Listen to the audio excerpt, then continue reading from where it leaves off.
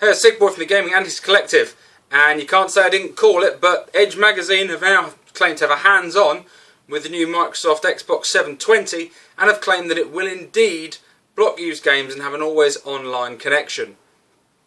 I'm not going to go into too many details about the ramifications and repercussions of that, because if you're a long-time subscriber to my channel, I say long time, I've been doing this a month or so, but you'll know exactly my feelings on it, and I will link in the description field my conversations and the legal facts regarding how this stands with consumers and why this is a big deal whether you buy used games or not. Consider the fact that this really does impact your legal rights. It is a step towards changing the definition of what is a physical product.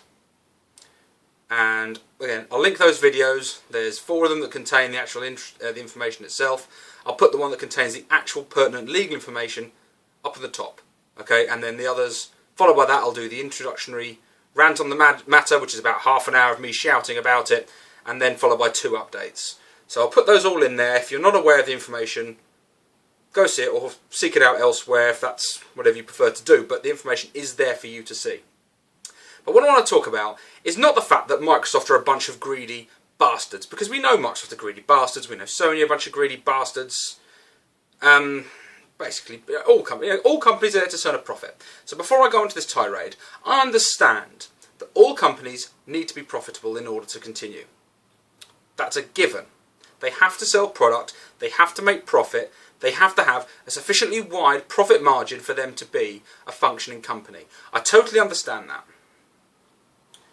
However, I have a massive problem with blocking used games. Massive problem. Because it doesn't just block used games, it blocks sharing games. It blocks playing your own game on multiple machines that you own.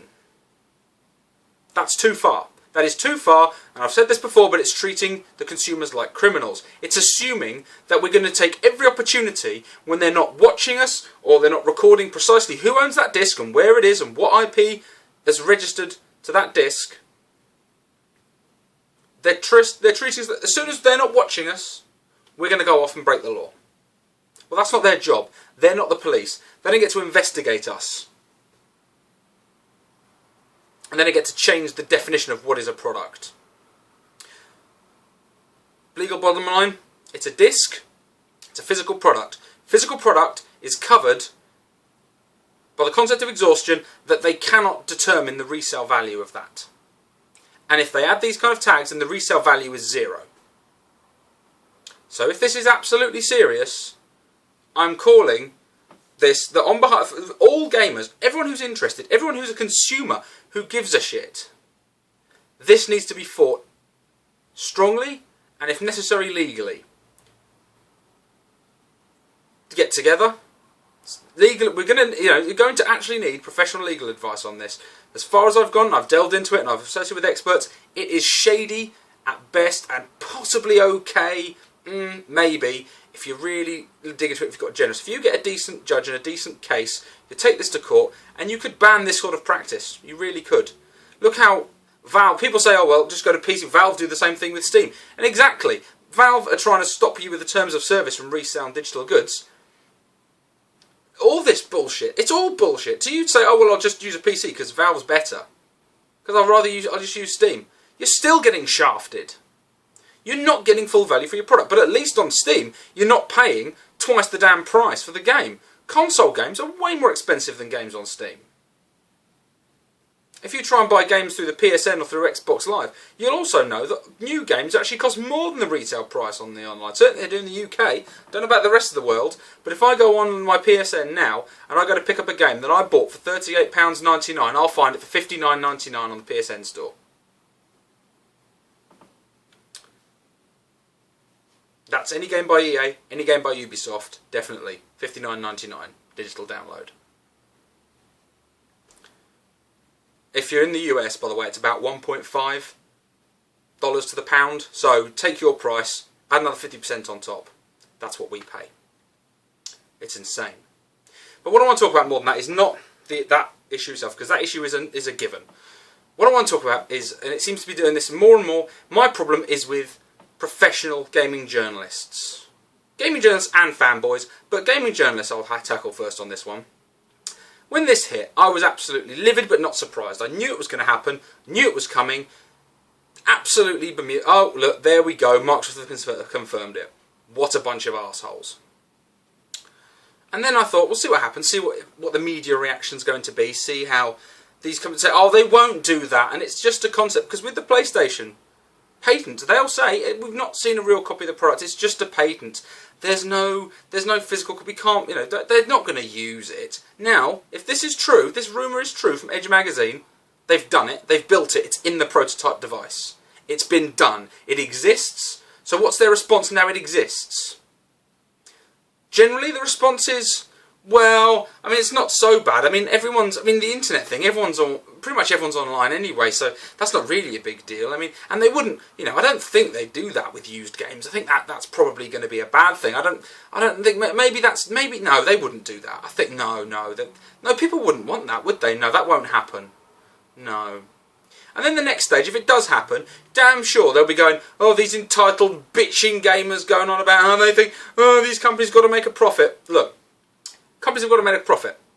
I appreciate that. But you don't need to be tongue deep up their arse to allow them to do that. They can do that, okay? Decrease development costs. Make better products. Release less shit. You're a console company? Decrease the development costs by making it easier for people to access your platform. If you're Microsoft, don't charge people £40,000 to patch a product. Also, if you're on the Xbox and have Skullgirls, you'll know that there is a 4 megabyte patch limit on there, and they charge you $40,000 for a patch of 4 megabytes. It's fucking criminal behaviour. That's not getting their money's worth. That is scamming their consumers. Now, granted, that is a matter of semantics. One person's reasonable profiteering is another person's gouging. But I'm telling you, in my perspective, that is gouging. And if you agree with me, you should do something about it. It's already starting. And it's happened, it's obvious, you can see that I've mentioned it before with the whole Devil May Cry issue, that there were two sides going at it about this game. There were people who really, really wanted this game, who thought it was going to be brilliant. There were people who really thought it was going to be a load of shit, and they were clashing over it. And what happened? The media looked at those two sides of people, in some cases extreme trolling of each other, and they looked at it and said, how can we deal with this? Oh yeah, there's a bunch of bitching nerds on the internet who are whinging about the hair colour. This is how they act. They're patronising fucking pricks. Now, not all gaming journalists are patronising, greedy pricks. Some of them are decent. There are some of them. I'll give them that. This is not a ubiquitous, universal statement. There are some good gaming journalists. But most of you are a bunch of stroppy, snarky fucking arseholes who treat your readers like shit because you know exactly what they are. They're a bunch of click fodder to make you ad revenue. Even people who I fairly, who I have a reasonable amount of respect for. The more I get to look at what they do, the more I realise you're a fucking prick, mate. I mean, you look at someone like Jim Sterling, and you watch his Jim Christian, you think that's an act. No, he's properly a fucking bellend. Which is funny, because I can't think that lardy fuck would actually be able to go anywhere else and actually be able to say, oh yeah, I work for Escapist Magazine and I do some videos on YouTube. No one's going to give a shit about that fuckface. So what? Because you've got this little amount of power in this small little world that no one really cares about other than the people involved in it, you think you can act like a bellend to people. And I agree with a lot of the things you say, but you can come across as a fucking knob. And he's one of the better ones. Even Adam Sessler, who generally I don't have much of a problem with, when they asked about EA's microtransactions, he went on the record and said, no, it's absolutely fine. Now, a lot of people are calling conspiracy on that because his Rev3 games is currently sponsored by a promotion for EA codes, to get EA codes in Slim Jims. So yeah, a lot of people are calling conspiracy on that. I think it's a bit harsh to call it conspiracy. I think what he is ingrained in him. He's got this concept that companies got to be profitable. If the companies aren't profitable, they're not paying advertising revenue. There aren't going to be games for me to see or play or review. I need to intrinsically protect that business model. Whether he means to or not. He defended those microtransactions, said they were fine. Well, again, I'm going out there on a limb and saying they're not fine. The best thing I've ever heard anyone say is, well, I just won't use them. I've not heard anyone say, whoa, whoop. I've heard a couple of people say, oh, that's great, now I can get these upgrades, just pay for them, that would be nice. Well, you're not a gamer. Genuinely, there's no gamer who says that. If you're a real gamer and you think that's a good idea, you need to really look about what you're getting out of this game. What are you getting out of it? The achievements to get to the end of the game? Is that what you're doing? Or is it the experience of playing the game? It's an entertainment media. It's there to be experienced and enjoyed. And you're rushing to the end by paying for it and then going, well, that was a satisfying experience. Now, what can I buy next? You people have totally the wrong perspective on things. Totally the wrong perspective. As I've said, even people I fairly respect in the industry, you fuck up because you have the wrong perspective that you, as journalists, should be looking to inform and expose information on behalf of your viewing public.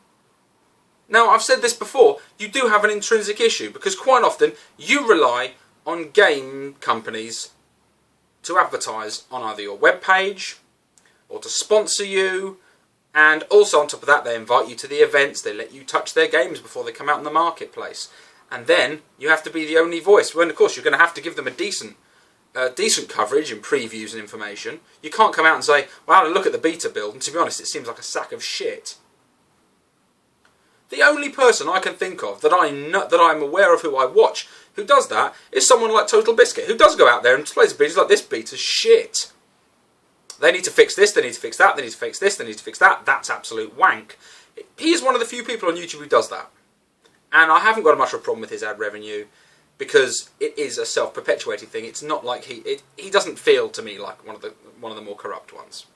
He seems to me that he's doing a decent job and he's trying to have decent integrity and to be a decent journalist, but at the same time being an entertainer, because of course in this day and age they're one and the same thing. And that's another problem I have with gaming journalists, that when you do this and you act on your pedestal and you treat gamers like shit, you do it with these hackneyed, ham-fisted, terrible, they use terrible language.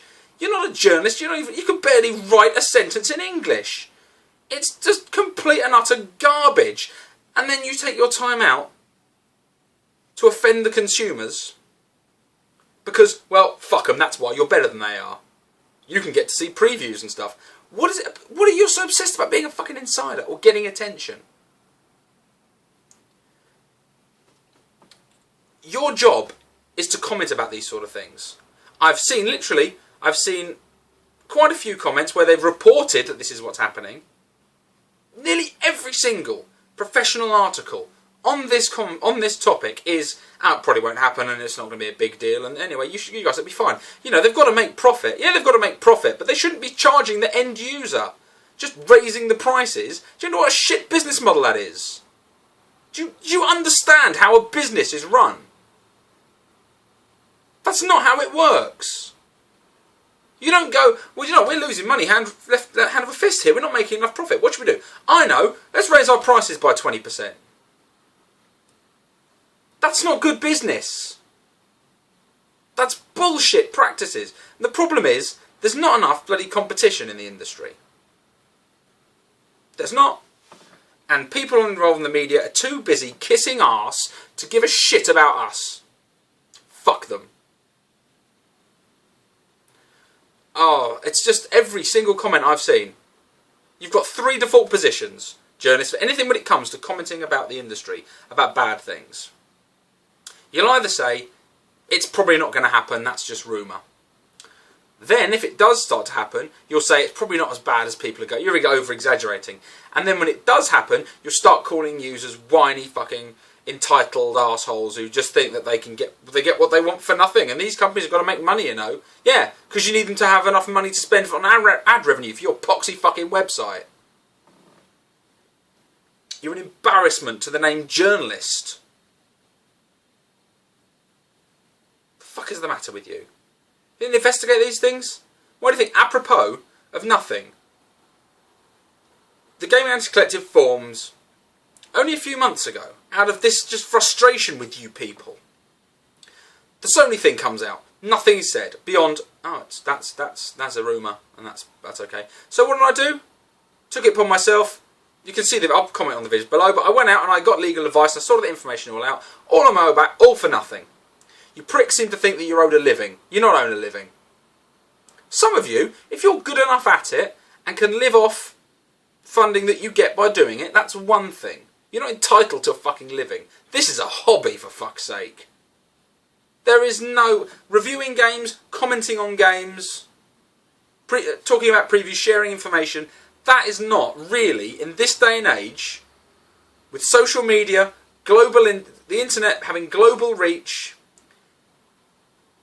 you're pointless. You don't have a monopoly on the medium of communication anymore. You're fucking worthless. There are people who do it for free. If you do it very, very well, then people will flock to you. Because that's where the new model is. Independent people working hard and building a reputation and their own personal business. Not working for some shady fucking company. Because those companies are all entirely reliant on advertising, because the end product is the advertising. That's the profit. Whereas when you're talking about, say, go to someone like Total Biscuit, say, for example. As far as I'm aware, he makes a living. He seems to make a reasonable living off what he does. He doesn't have an alternative job. Okay?